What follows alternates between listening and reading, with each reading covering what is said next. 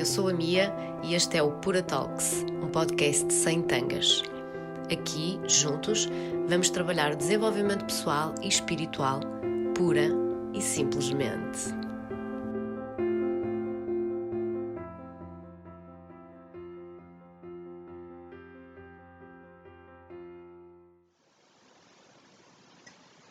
Chá branco, porquê? Chá branco porque o branco acalma-me. A ideia das plantas em infusão com uma água a uma temperatura diferente do normal, mais quente, há aqui uma ideia de purificação. O chá sempre foi a minha vida favorita e o chá branco porque eu gosto muito de tudo preto no branco, então acho que o chá branco é assim um chá bem transversal. E eu quando bebo chá branco sinto que estou a purificar mais do que com qualquer outro chá. E porquê é que eu vos estou a dizer isto? Porque no podcast Pura Talks toda a gente vai trazer a sua vida favorita e então eu hoje sou a minha própria convidada ou a vossa convidada e para mim a minha vida de eleição é o chá, especificamente o chá branco. Eu acho que esta ideia das pessoas trazerem a bebida favorita acaba por nos deixar compreender um bocadinho melhor da personalidade da pessoa em pouco tempo. E aliás, não só pela bebida de eleição, mas também pela explicação por detrás disso. Deixa-nos compreender os processos mentais das pessoas e eu sempre tive essa rúbrica do tens filhos, como é que se chama? Tens cão, como é que se chama? Qual é a tua vida preferida? Qual é o teu prato preferido? Aqueles jogos que acho que no fundo são mais, mostram na prática quem é que a pessoa é, em vez de perguntarmos sobre política ou ideologias, em que no fundo às vezes já estão assim chavões muito criados. E portanto é uma cena minha, esta coisa da vida favorita. E para mim é o chá e é o chá branco.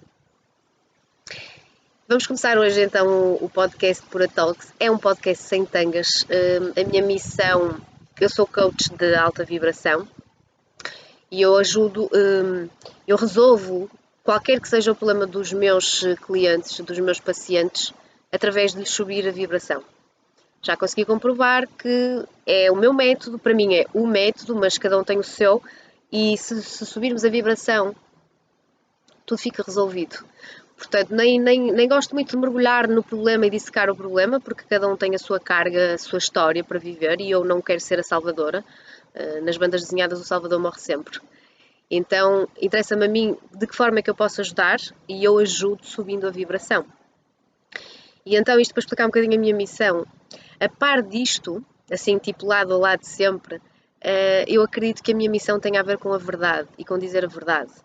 E nós vivemos numa sociedade em que sentimos uma grande pressão desde novos para sermos muito perfeitos, para sermos muito moldados aos cânones não sei de quem, dos pais, dos professores, dos colegas, escondermos algumas coisas que a maioria das vezes são as nossas características mais importantes. No meu caso, eu nunca tive uma grande hipótese de esconder a minha coisa menos socialmente aceita, a minha característica menos socialmente aceita. E então eu tive sempre que entregar ao diabo, quer dizer, não tenho qualquer hipótese, eu estou perante as situações e eu tenho sempre que dizer o que é que eu penso. Claro que ao longo dos tempos fui criando um filtro para isto, não é? Eu não posso estar numa reunião, numa grande empresa e deitar cá para fora tudo o que penso, mas já o fiz e os resultados eram bons. Por isso, daí a minha dificuldade em alterar isto. Os resultados eram bons, as pessoas interessavam-se por essa componente muito desprovida de artefactos e muito verdadeira no momento. E eu confesso que não pensei muito nisso, mas o que sentia era: isto não me custa nada, porque eu estou a ser o que sou, e isto até corre bem. Então fui percebendo ao longo dos tempos que a minha missão estaria muito relacionada com isto, para ajudar as pessoas a compreenderem que, no fundo, cada um de nós só tem que ser o que é. Isto é de uma leveza incomensurável, gente. É para experimentar. Quem está cheio de subterfúgios, claro que existem vários níveis. Há pessoas que já se entregam muito na verdade e há pessoas que têm alguma insegurança, mas será que as pessoas não vão gostar e etc. Pá, experimentem. Porque isto tem uma leveza incomensurável. Quer dizer, não há guião. Eu não tenho guião absolutamente nenhum. Neste caso é a câmara, mas podia ser uma reunião, podia ser uma consulta. E o que eu vou fazer é sentir, intuir e ser eu e dizer aquilo que eu penso. Antes de começarmos este podcast de desenvolvimento pessoal e espiritual, eu gostaria de desmistificar 2 temas. Antes disso, dizer que muita gente que está a ouvir vem do meu grupo de meditações. E então queria dar um enquadramento a isso. Em situação de Covid, eu percebi que as pessoas estavam a pedir muita ajuda para meditar, que normalmente era eu a tentar impingir, como quem não quer a coisa. Opá, olha, devias encontrar o teu centro, devias abrandar, devias acalmar, porque a mente é como se a mente andasse a 100 km/h e a alma, o espírito ou o nosso ser interno a 10. Portanto, como é que nós ouvimos o nosso interior, a nossa alma, se não abrandarmos? Nós só vamos ouvir a mente. E a mente é medo, a mente é ansiedade, a mente é viver no passado e no futuro, não é estar presente aqui no agora. E então eu resolvi criar um grupo gratuito no Telegram e fui gravando algumas meditações específicas para o caso. Confesso que eu preparei um percurso de 10 dias com pontos de evolução em que eu percebi, e o resultado foi melhor do que o esperado, que se houvesse pessoas que o fizessem a ler os textos, a ouvir os áudios, a fazer as meditações e a mergulhar no conceito que eu trazia a cada dia, podiam mudar a vida. Não tenho que ter aqui nenhum pudor em dizer isto, porque eu tenho casos assim. Podiam mudar a vida, porque abriam-se a uma panóplia de hipóteses e abriam-se inclusivamente a remexer no lixo que estava ali a acumular e a criar alguma fricçãozinha no presente e para o futuro. E houve muita gente a mergulhar intensamente e foi muito forte e foi muito interessante. Eu ainda continuo a ir lá ao grupo, agora vou gravar uma meditação especial dedicada a uma amiga muito especial e vou deixar lá. E quero estar presente e quero ir apoiando as pessoas e recebo imensas mensagens diariamente e não consigo responder a todas, mas vou respondendo. Agora, cada um tem que fazer o seu percurso por si e podemos ter ajudas e eu pretendo fazer esse papel na medida em que possa, mas vamos nos individuar, vamos assumir a responsabilidade da nossa vida. E no seguimento desse grupo do Telegram eu compreendi que pessoas um bocadinho mais céticas a este tipo de práticas acabou por mergulhar por ali adentro. Porquê? Porque a conjuntura sociocultural, esta pandemia, obrigou as pessoas a irem procurar novas coisas, novas soluções e a mergulhar dentro de si. Isso acho que foi uma oferta imensa do universo. Não vou desenvolver muito este tema, mas acho que tem pessoas adequadas para virem aqui ao podcast fazer isso. Mas para mim foi uma surpresa muito, muito boa. Mas no seguimento disso, senti ainda mais a necessidade de desmistificar então estes 2 temas, que seriam a espiritualidade. Relativamente à espiritualidade, percebermos de uma vez por todas que a espiritualidade não tem nada a ver com o espiritismo. Quer dizer, eu entendo que a palavra é semelhante, está relacionado da mesma forma que ego está relacionado com o egoísmo e com o egocentrismo, mas ego não é egoísmo nem egocentrismo. E espiritualidade não é espiritismo, não tem nada a ver com mortes, não tem nada a ver com almas, não tem nada a ver com rituais estranhos. A espiritualidade tem simplesmente a ver com algo que não é palpável e daí que nos faça tanta confusão. Quer dizer, porque nós se falamos em corpo, está aqui, não é? Se calhar eu não estou propriamente a tocá-lo, mas isso eram outros temas. Está aqui corpo, eu vejo e eu toco nele. Eu sinto, todos os meus 5 sentidos conseguem captar o meu corpo. Se eu falar de alma, de espírito, de ser, de essência, não é palpável. Mas é assim, vocês já alguma vez agarraram uma molécula com as mãos? Um átomo?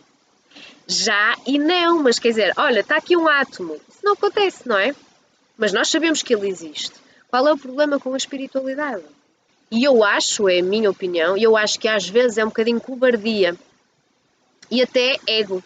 Se eu não consigo explicar a 100% o que é espiritualidade, eu não me vou entregar a isso. Mas depois parece que falta ali alguma coisa. E a meu ver, isso que falta é preenchido com a fé das pessoas, com a crença das pessoas. Eu acredito em algo superior. Não tem que ser um Deus, não tem que ser um Buda, pode ser a natureza. Eu acredito. Não é por não sabermos apalpar a espiritualidade que vamos refutar a partir de uma ciência que desconhecemos, não é?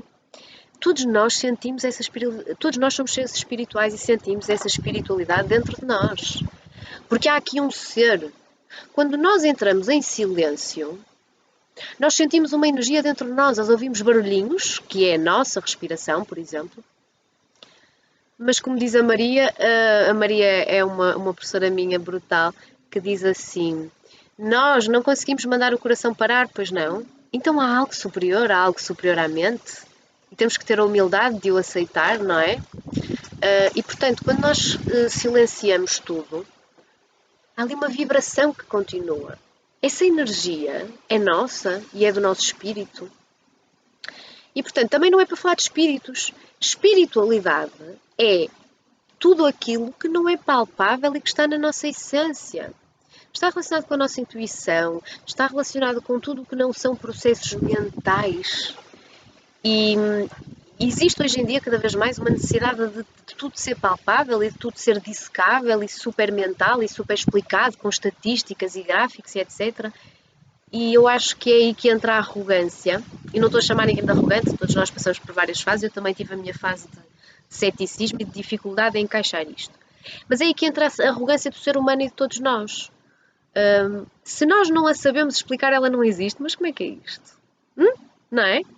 É que há muita coisa que existe e nós não sabemos explicar. Portanto, relativamente à espiritualidade, queria mesmo colocar essa questão de que espiritualidade não tem nada a ver com o espiritismo, ok? Relativamente ao outro tópico que eu queria abordar, tem a ver com a meditação. E há longos anos atrás, eu era uma pessoa extremamente ansiosa. Aliás, o meu tipo de trabalho acaba por atrair muita gente que está assim bem nervosa e mais ansiosa e que tem ataques de ansiedade e depressões e etc. Porque eu atraio isso, porque em miúda eu passei muito por isso. Não queria muito estar agora a contar a minha história de vida para não estar a expor ninguém, mas pronto, há de surgir. Também podem baixar o meu e-book que está no meu site, eu depois vou deixar nas notas e assim acaba por ser mais low profile, vão lendo. E então, eu tinha ataques de ansiedade, tinha ataques de pânico, tinha imensas depressões quando era miúda. Eu vivia assim em sombra, e ninguém me conseguia mostrar a luz, e eu experimentava imensa coisa. Tomei muita medicação, os médicos punham-me a tomar medicação, e eu acabei por perceber que alguma daquela medicação me fazia mal ao coração, portanto eu acredito que os químicos podem beneficiar algo e acabam por prejudicar outra coisa. À parte disso, quando uma pessoa está em depressão, na minha opinião, ok? Agora tens psiquiatras todos em cima, não creio que psiquiatras venham ver isto. Isto é só a minha opinião. É a opinião de alguém que trabalha na área e que passou por isso.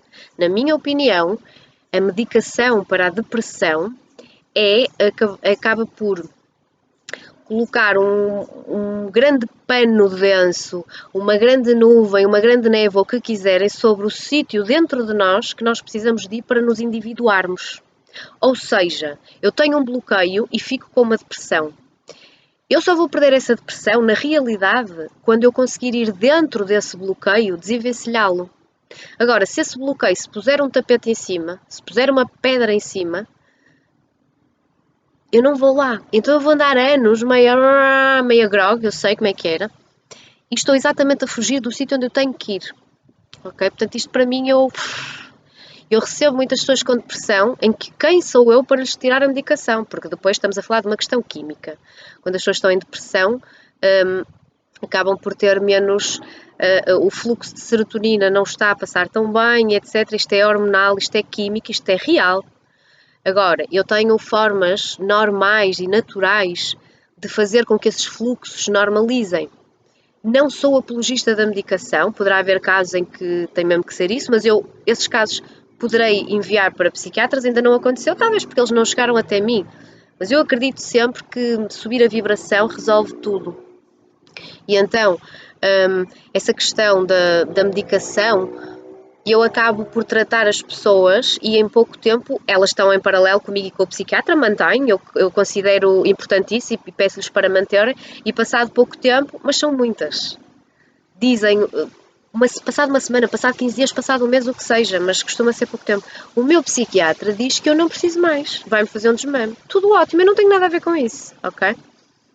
Mas isto para dizer que eu na altura vivia muito assim e percebi que eu tinha que arranjar uma forma de me controlar. E houve assim uma luz que foi, vai praticar yoga. Isto foi há muitos anos atrás. E então eu entrei numa escola que tinha um curso, que até era um curso para formadores de yoga, não era o meu interesse, mas eu fui. 4 anos, 3, 4 anos, não me lembro. E comecei a meditar. E lembro-me que no início me disseram assim, e era este tema que eu queria trazer: meditação não é uma cena tipo. Isto não é para voar para o espaço e entrar em histórias La La Land. A meditação é um meio para atingir um fim, ok? Pronto. Mas o que eu queria dizer era que no início do curso, quando íamos para meditar, falaram-me num um monge budista, eu agora não me lembro bem, que havia um conto em que ele, ao meditar, levitou e jorrou mel pela cabeça. Ora, isto deixou uma pressão sobre a minha pessoa, olé! Porque eu pensei assim, levitar? Jorrar mel pela cabeça, gente, mas... E é assim, isto é uma caricatura e acho que este exemplo é fortíssimo. Nenhum de nós acha que meditar é levitar e jorrar mel pela cabeça. Mas achamos que são coisas assim meio estranhas, que nos vamos transcender, que vamos passar assim para um mundo super onírico. É assim, na meditação que podemos atingir um estado de processos mentais e um estado emocional e um estado de consciência alterado, é um facto. É um facto. É uma coisa que vai surgindo com o tempo. É um portal para dentro de nós, quase, e para outros sítios, mas pronto, para dentro de nós. Um portal com um acesso muito, muito direito. Mas eu apanho aqui muito esta ideia de que meditar, assim uma coisa. Não é. Meditar é abrandar a mente para ouvirmos a alma. Quer dizer, para ouvirmos a nós, para chegarmos ao nosso centro, para encontrarmos um local de segurança onde nós podemos, ao qual nós podemos recorrer sempre que estejamos mais estressados ou até antes de estarmos mais estressados, para mantermos o nosso equilíbrio emocional. E eu tive uma agradável surpresa com este grupo e as pessoas aderiram imenso, foram homens, foram mulheres, foram vários estratos a nível de várias faixas etárias. Os resultados são ótimos. Eu gosto muito dos casos em que, ok, isto está-me a dar um boost, eu vou mudar tudo, eu estou a repensar, estou a ressignificar coisas. Eu gosto especialmente desses.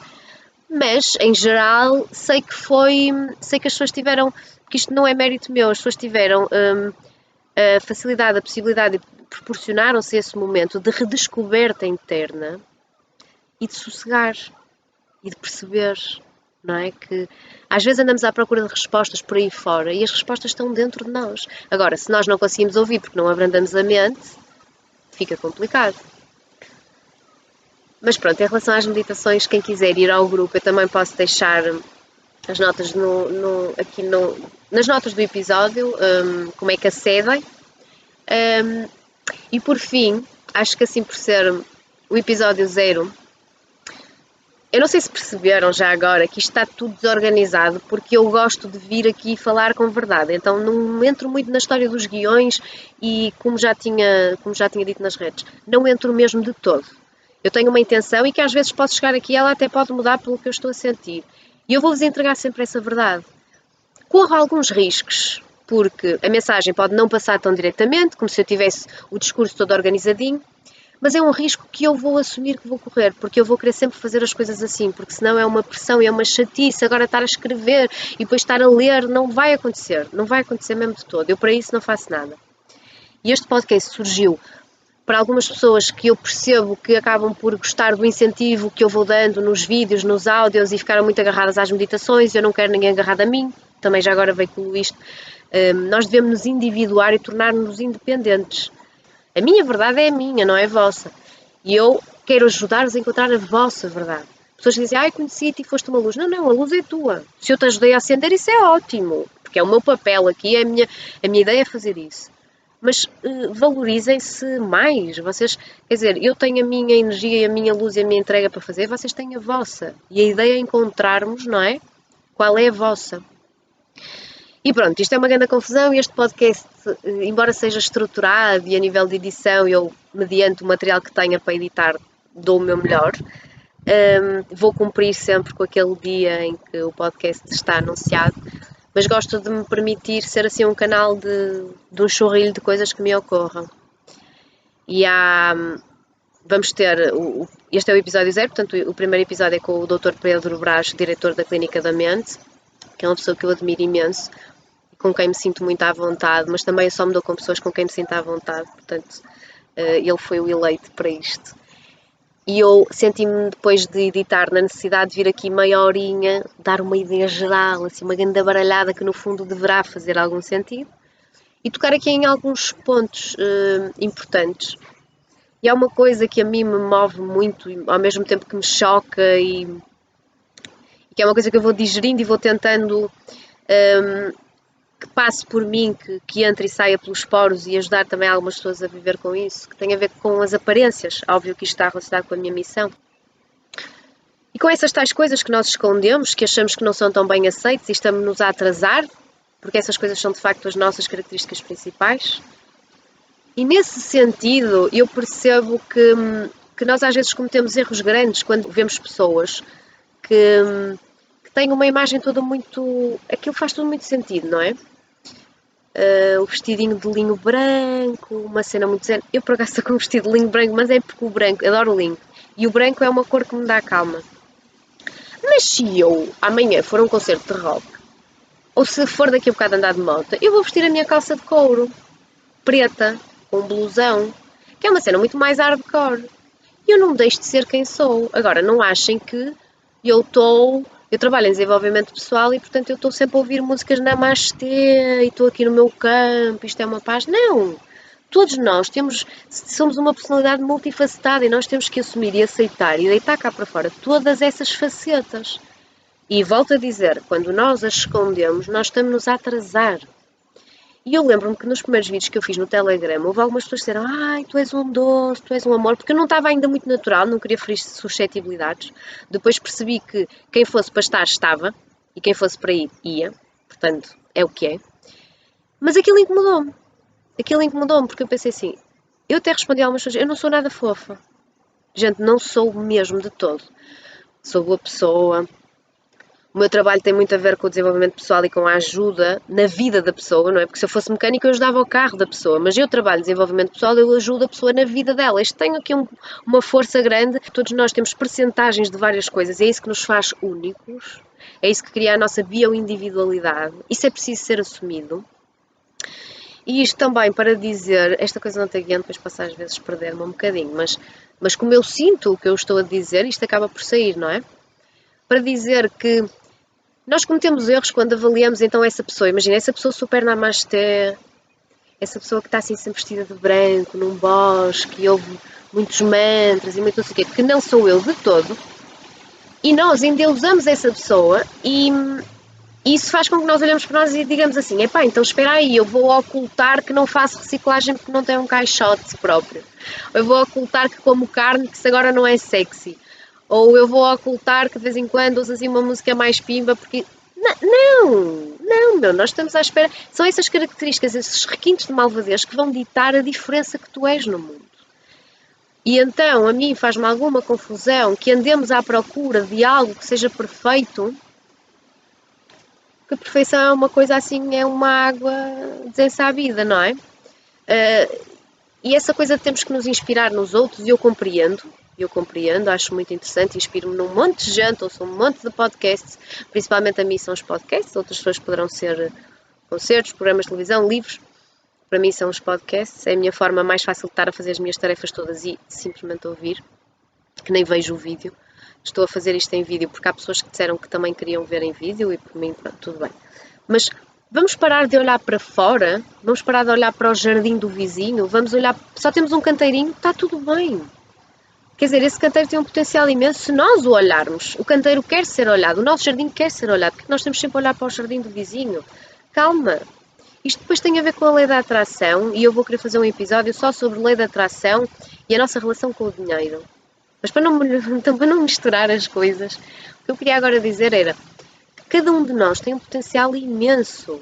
Eu sou bom em certas coisas, tu és bom noutras e vice-versa. Quer dizer, há um monte de coisas em que eu sou má.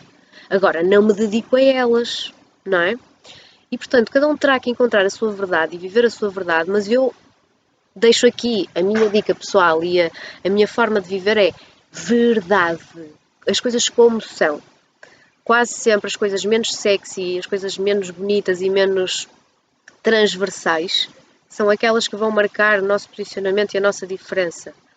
Para mim, se calhar era melhor para mim, para a minha carreira como coach vibracional, coach de alta vibração, e eu vir aqui, eu por acaso estou vestida como eu me visto normalmente, mas imagina que eu até tirava este kimono e até estava mesmo só de branquinho, fazia um plano sem aparecer aquela janela, que aquilo está feio, não é? Fazia assim tipo uma coisinha muito...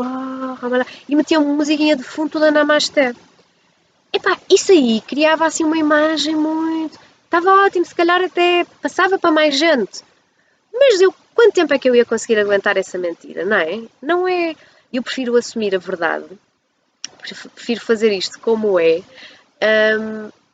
e a partir daqui será o que tiver que ser. Portanto, a mim dava-me jeito, que eu ando mal das costas, a estar aqui à beira da janela, era aqui que estavam as almofadas, e a fazer isto agora assim, do pé para a mão, porque acho que vocês vão perceber que inclusivamente se tiverem alguma ideia de fazer assim algum projeto, um grupo disto, um podcast daquilo, ser youtubers, whatever, que vão perceber, pá, mas aquela gaja agarrou ali no computador e fez isto assim fácil, não é? Pronto, poderá inspirar algumas pessoas. E por outro lado, isto depois acaba por ser desenvolvido melhor no podcast número 1, com o meu convidado, o Pedro, porque falamos sobre feito é melhor que perfeito. E para eu, daqui a 10 episódios, vos dar um podcast com um som brutal e uma imagem brutal, eu vou ter que errar e vou ter que detectar os erros. Portanto, se eu não o fizer agora menos bem, eu vou só estar a atrasar o bom, não é? E, portanto, eu acho que essa atitude também é muito importante. Mas dentro daquela personagem Namastê que eu estava a falar, eu lembro-me, eu respeito muito a expressão Namastê e o que está por trás dela. Acho que se calhar podemos às vezes evocar e não saber o que quer dizer. Portanto, Namastê significa a minha alma honra a tua.